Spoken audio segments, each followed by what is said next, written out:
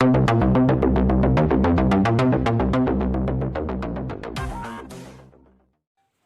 बच्चे, कैसे हैं आप? Good morning, good afternoon, good evening, good night, जब भी आप मेरा वीडियो देख रहे हैं उसके लिए।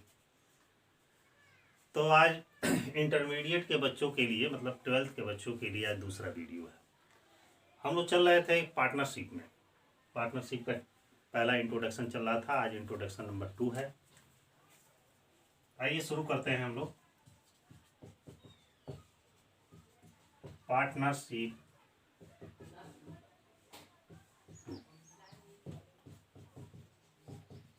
इंट्रोडक्शन। इंट्रोडक्शन का ये दूसरा वीडियो है। इसमें आज जानेंगे हम कि साझेदारी संलेख क्या है।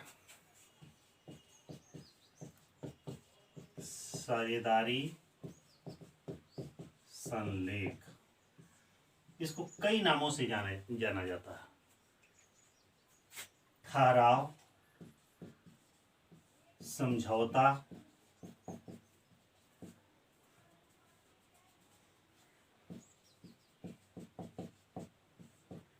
आदि नामों से जाना जाता है।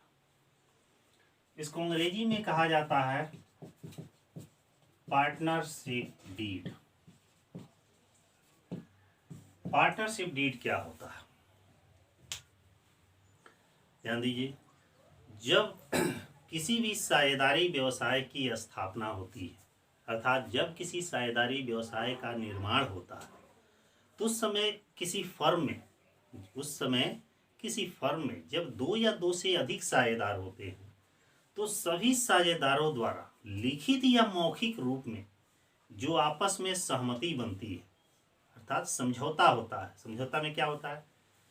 फर्म का क्या नाम रहेगा, व्यवसाय का क्या नाम रहेगा, व्यवसाय किस चीज़ का किया जाएगा, साझेदारों का क्या नाम रहेगा, उसका पते का क्या नाम रहेगा, पूंजी कौन कितना लाएगा, पूंजी पर ब्याज दिया जाएगा कि नहीं दिया जाएगा, आहरण की क्या व्यवस्था होगी, आहरण पर ब्याज की क्या प्रावधान होंगे, आहरण पर ब्याज लिया जाएगा कि नहीं लिया जाएगा, जो फर्म में लाभ या हानि होंगी उस लाभ हानि को साझेदारों द्वारा किस अनुपात में वितरित किया जाएगा, इन सब बातों का उल्लेख लिखित या मौखिक तौर पर किया जाता है।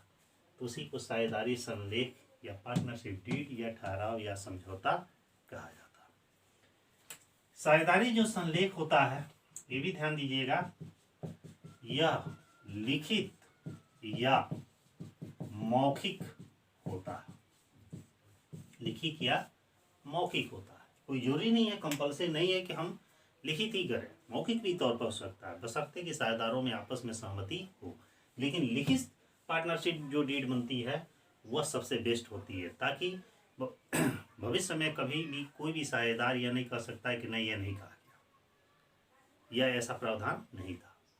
तो लिखित सबसे बेस्ट होता है, लेकिन इसके लिए अनिवार्य नहीं है, लिखित या मौखिक किसी भी रूप से हो सकता है। तो इसी को साझेदारी संलेख कहा जाता है। एग्जाम्पल के तौर पर ऐसे भी आप समझ सकते हैं कि जब हम कोई भी कार्य करते हैं, तो कार्य करने से पहले हम बहुत सारी योजनाएं या प्लानिंग करते हैं, उसको लिखित तो लिखित या मौखिक तौर पर जो हमारी साझेदारी समझौता होता है, साझेदारी व्यवसाय की का एग्रीमेंट किया जाता है साझेदारों के मध्य, उसी को पार्टनरशिप डीड कहा जाता है। तो आइए अब इसके आगे हम चलते हैं। अगला प्रश्न यह है कि साझेदारी संलेख में अर्थात पार्टनरशिप डीड में किन किन बातों का उल्लेख किया जाता है। साझेदारी संलेख में किन किन बातों का उल्लेख किया जाता है। साझेदारी संलेख में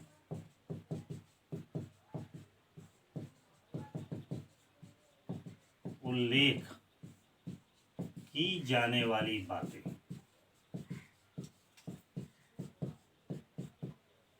साझेदारी संलेख में किन किन बातों का उल्लेख किया जाता है। ध्यान देने वाली पॉइंट है कि जब भी आप किसी साझेदारी व्यवसाय का निर्माण करें, तो उसमें क्या क्या चीज विशेष तौर पर ध्यान देने योग्य। सबसे पहले ध्यान देने योग्य है कि फर्म का नाम व पता। मतलब कि जिस साझेदारी फर्म की हम स्थापना कर रहे हैं उस फर्म का वास्तव में नाम क्या होना चाहिए। नाम कुछ ऐसा यूनिक होना चाहिए ताकि कस्टमर ग्राहक हमारे ओर आकर्षित फर्म का नाम, और उसका एक निश्चित पता होना चाहिए। ऐसा नहीं कि बिना पता का ही कारोबार हम शुरू कर दें, ताकि ग्राहकों को पहुंचने में सुविधाजनक हो और वह हमारा व्यवसाय अस्थायी तौर पर हो। दूसरा है साझेदारों का नाम व पता। जो भी साझेदारी व्यवसाय में जितने भी साझेदार हैं, चाहे 2 हो, चाहे 4 हो, चाहे 10 हो, उन सभी साझेदारों का नाम स्पष्ट रूप से पूरा डिटेल सहित और उनका जो भी एड्रेस है, पता है, उसका भी उल्लेख होना चाहिए कि इस कारोबार को कितने कितने लोग संचालित कर रहे हैं और चला रहे हैं, ताकि कोई बात होने पर या दावे से संबंधित बातों होने पर वास्तव रूप से वही उसके उत्तराधिकारी या नामी हो सके। अगला है व्यवसाय की प्रकृति व स्वभाव। साझेदारी व्यवसाय जब स्थापित करते हैं तो उसमें उस व्यवसाय का नेचर मालूम होना चाहिए। प्रकृति किस तरीके का व्यवसाय कर रहे हैं, कपड़े का व्यवसाय कर रहे हैं, किराना का व्यवसाय कर रहे हैं, कि कोई कंपनी कर रहे हैं, लगा स्थापित कर रहे हैं, किस चीज़ का उसमें खरीद बिक्री करेंगे, कि सेवाएं प्रदान करेंगे, क्या करेंगे, मतलब इस चीज़ का उसमें उल्लेख होना चाहिए। अगला साझेदारों के प्रारंभ व अंत के नियम।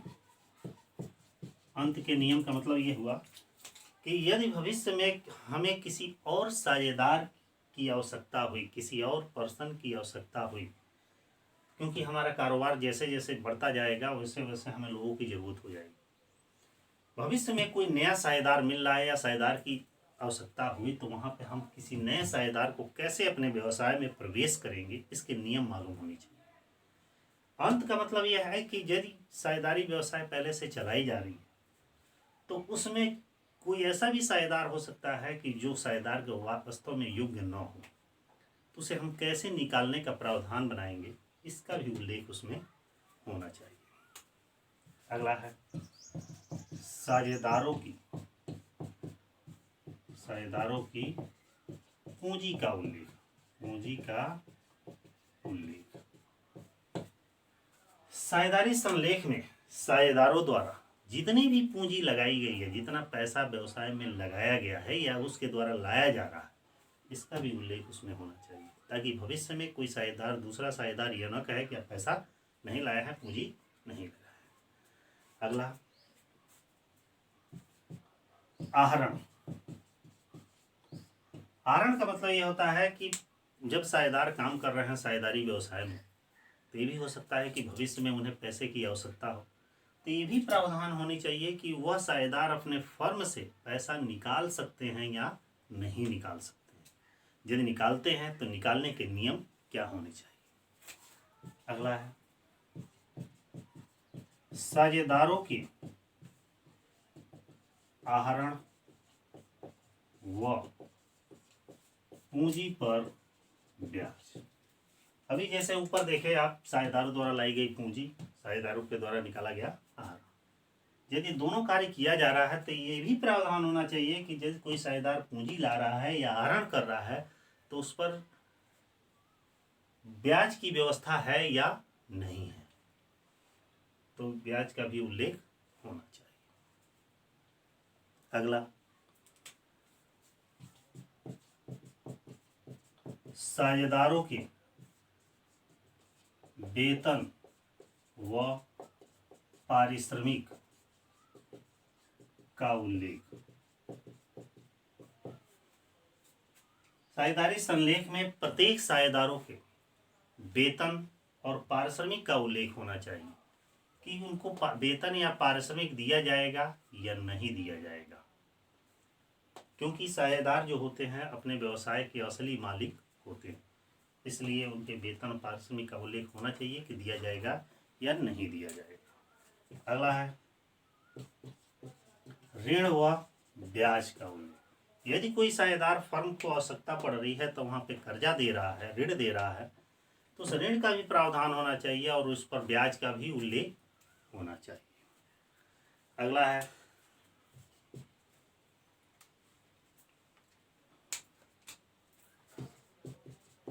प्रत्येक साझेदारों के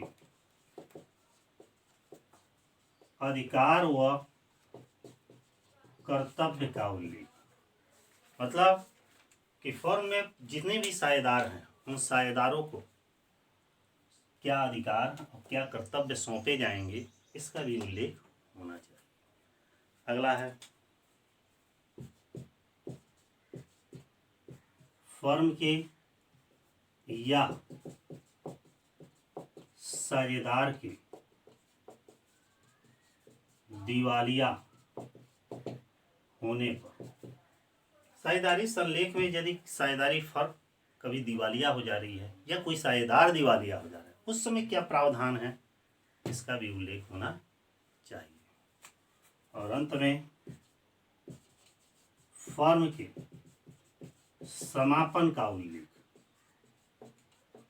मतलब जिस साझेदारी व्यवसाय का निर्माण किया गया है तो किस प्रकार का निर्माण है और वह समापन होगा तो कैसे होगा, इसके भी प्रावधान का उल्लेख होना चाहिए। तो इसी के साथ हमारा साझेदारी संलेख का टॉपिक आज समाप्त हुआ।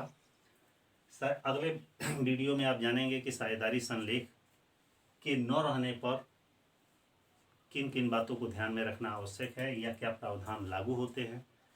तो इसी तब तक के लिए आप धन्यवाद और हमारे वीडियो को देखते रहिए, लाइक सब्सक्राइब बनाए रखिए ताकि हम आप लोग के लिए नए नए वीडियो लाते रहें।